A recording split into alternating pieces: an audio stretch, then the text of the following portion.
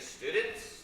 In this video we're going to be talking about section 5 in chapter 2, discussing the advanced concepts about free fall. Some basic things you may recall about free fall are that objects that are free falling have to meet certain characteristics. That is, one, they have to be moving in a linear fashion. That means they're going to be falling in a line.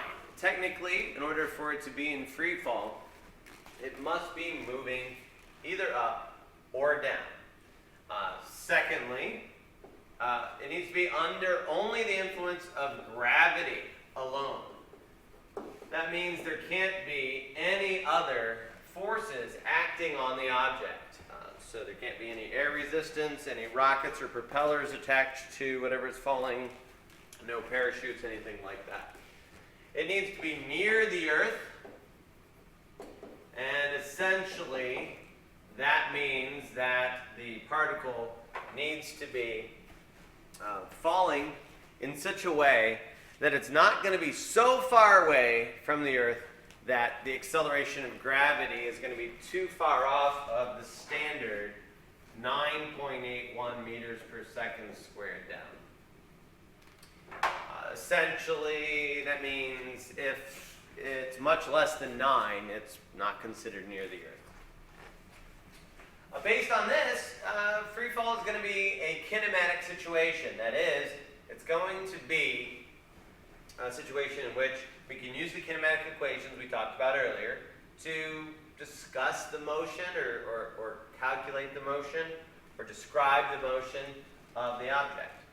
One thing you need to watch out for is that free-falling objects are not necessarily moving downward. Objects can be moving upward and be in free fall as long as they're moving in a straight line, only gravity is acting on them, and they're near the earth. So they're experiencing a downward gravity of roughly 9.8 meters per second squared. That could describe an object that's moving straight up. It's moving in a straight line. Gravity might be the only thing acting on it, and it is being accelerated downward. It would just be slowing down. So you need to be well aware of objects that are moving up or down, and then usually we make some distinction about objects that were thrown upward with an initial velocity, thrown downward with an initial velocity, or objects that are just dropped that have no initial velocity. There's a couple really good simulations. I highly recommend that you take a look at these in your text or online. They're pretty good. Particularly, I like the FET. Pretty useful. Let's take a look at a couple examples of free fall.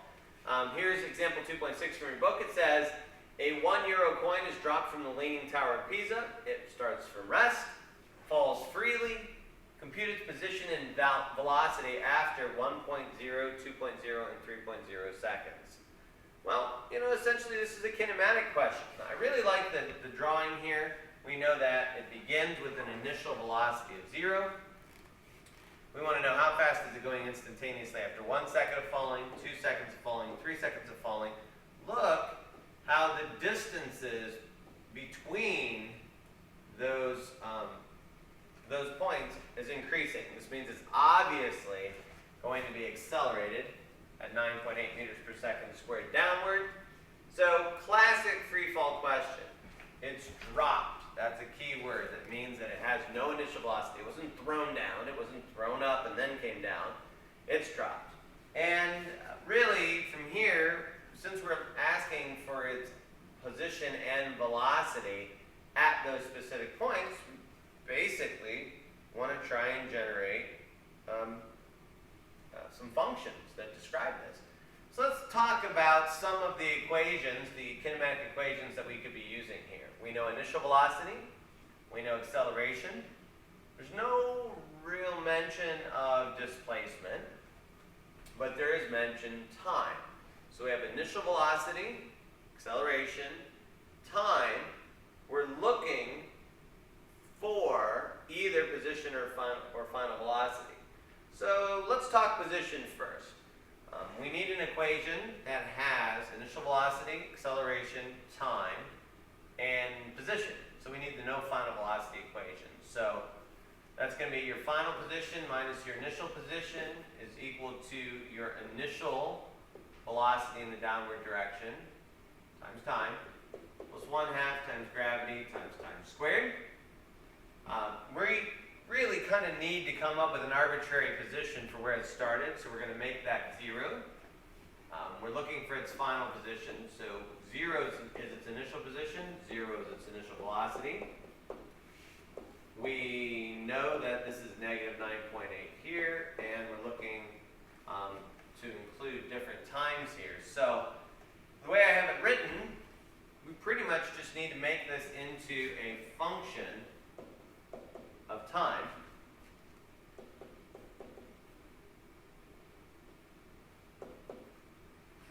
So you give me a time, and I'll give you a position. So the times that we're looking at are going to be 1, 2, and 3 seconds.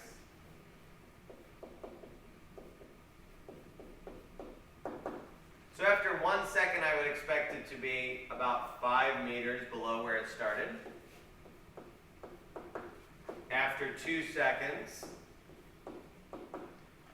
2 squared is 4, 4 times 5 is about 20 meters below where it started. And after 3 seconds, 3 squared is 9, 9 times 5 is about 45 meters below where it started. So I treated these as functions. Well, what about velocity? Well, there's a couple ways to do velocity. We now know initial velocity, time, acceleration, and position. So we can use any equation we want. Based on that, I think I'll use the easiest of the equations, which says that final velocity is going to be initial velocity plus acceleration times time. Very easy to use.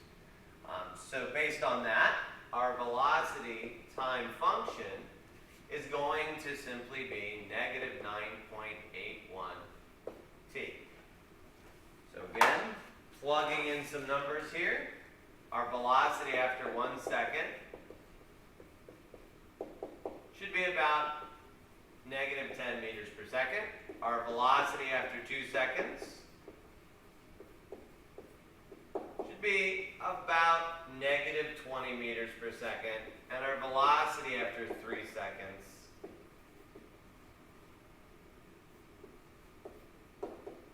should be approximately negative 30 meters per second.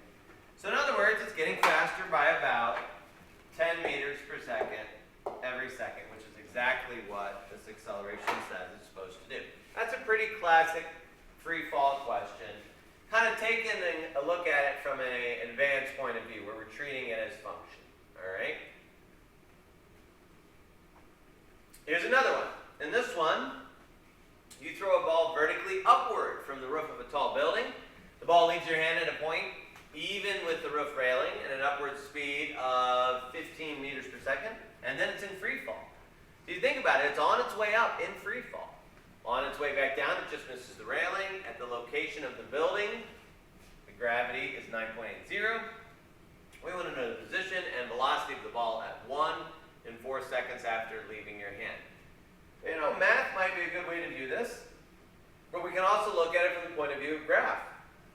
You know, we know that the graph of this is going to be a downward opening parabola because gravity is causing an acceleration. So the position time graph is going to look like what we see here. So we can see that we could make a graph and say, hey, what's its position going to be after 1 second?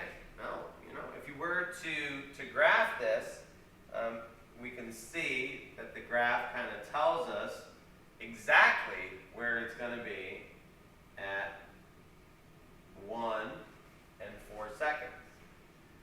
Velocity-wise, same thing. We can go ahead and make a velocity time graph. And when we make a velocity time graph, we can see what its velocity is going to be at 1 and 4 seconds. How did you come up with these graphs, you may ask? Well, if you think about it, we knew that it had an initial velocity upward of positive 15 meters per second. We know that it's experiencing an acceleration of negative 9.80 meters per second squared. We know that we are looking at certain times. So we're looking at 1 second, 4 seconds, right? So we have initial velocity, we have acceleration, we have time, and we're looking for position. Well, if you think about that, no mention here is made of acceleration. We could use the no acceleration equation. The no acceleration equation says the change in position is going to be 1/2 times your final velocity plus your initial velocity times time. The problem here is we actually have acceleration and we don't have final velocity. So that's no good. What about potentially using one that has position, time, acceleration, initial velocity, but no final velocity? Now that sounds a little better. It's the one we were just using before. Well, if this is the one we're using, boy, that sure looks like a graph that's going to be a parabola, and that's what gives us this particular graph. I apologize for the bell. Well, how did we get this velocity time graph? Well, again, if you're thinking about this in terms of velocity, once you know position, and you know these other things, just like we did on the previous problem, you could use the most simple equation that you can find, which is that velocity is going to be final velocity is going to be initial velocity plus acceleration times time, and that is going to give you the graph of a line. So I think if you kind of reason some of these things out, it's really useful and really helpful.